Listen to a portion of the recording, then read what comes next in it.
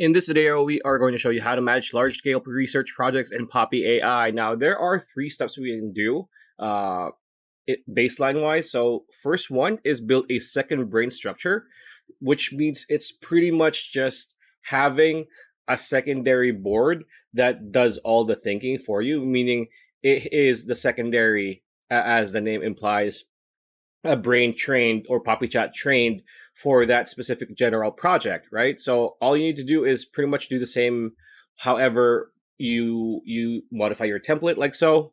And then the second step is to train AI on specific data. You can do this on a different board. You can do this in a board where there's multiple connections like this, and have, say, this one is going to be trained to go through Google Sheets, data, documents, and do statistics.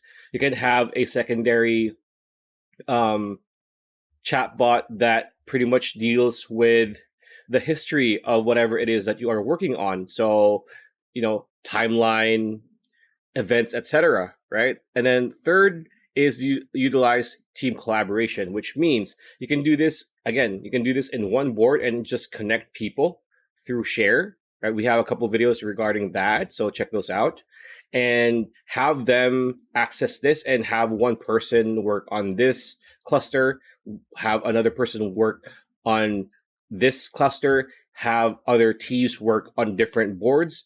So that is practically the gist of it. And if you're interested in trying out Poppy AI, you can get a $25 discount when you click on the link in the description below. Pretty much it. That's a video. Hope you liked it. Like, comment, share, subscribe, ring that bell. I'll see you on the next video.